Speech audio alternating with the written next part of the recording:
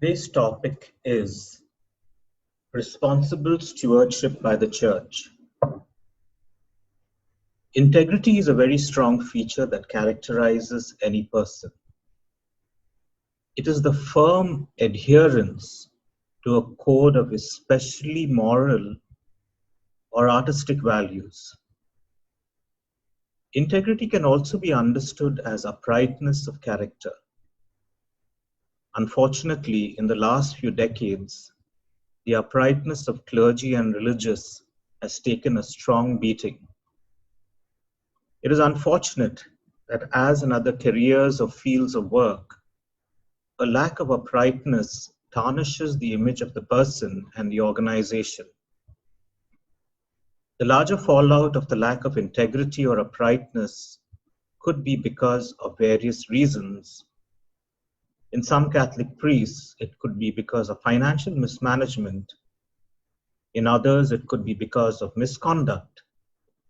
But what has happened is that it has had collateral damage. The entire Catholic Church has to deal with the follies of some.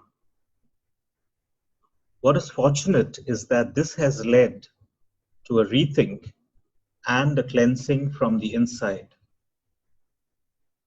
The crises in the Church might be viewed as a call to today's priests to live their vocations with a positive integrity. In writing about human formation being the basis of all priestly formation, Pope St. John Paul II stressed the need that priests need to be men of integrity and especially to be balanced in judgment and behavior.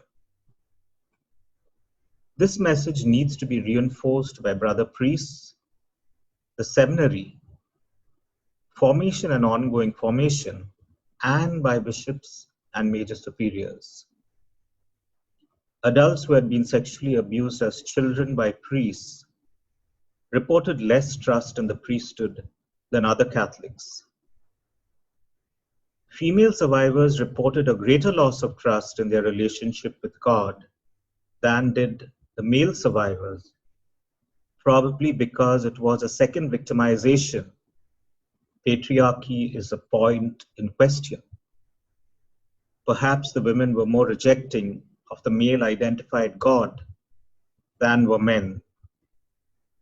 What is important in recovery is the immediate response from significant others and authorities, and this is known to help in the recovery of those who have been abused.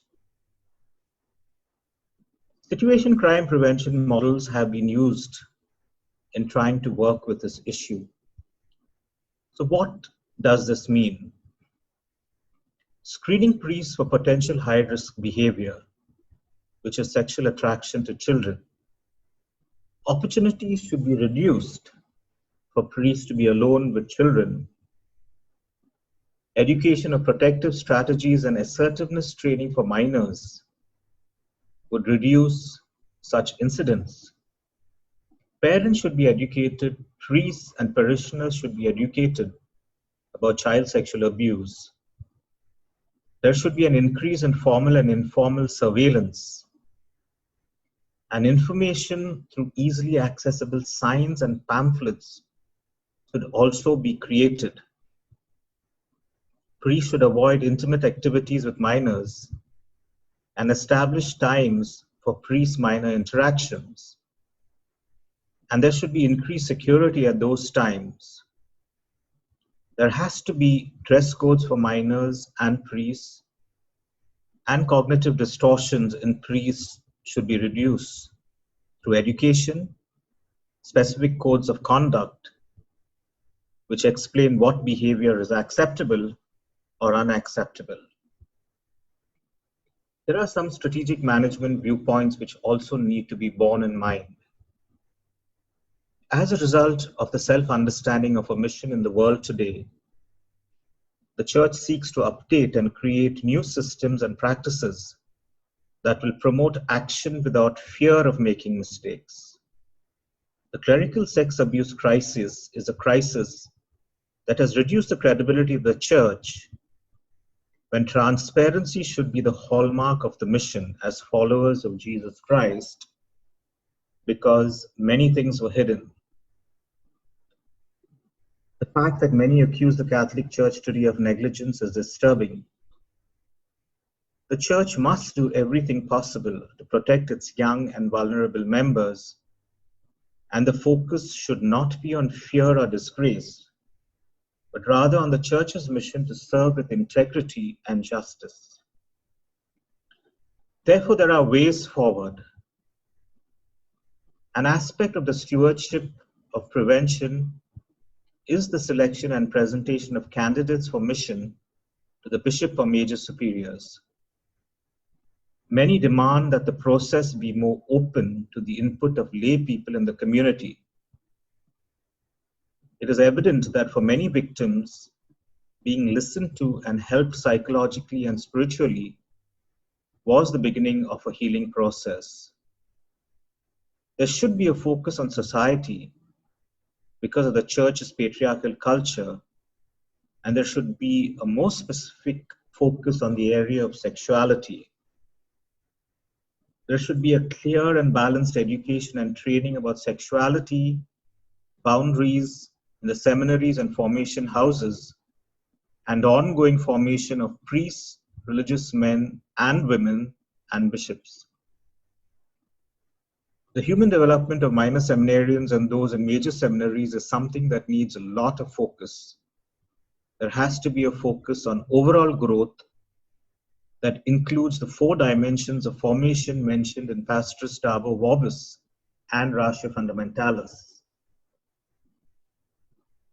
People in positions of some authority also need to know what to say or do in terms of responses when issues get to the media.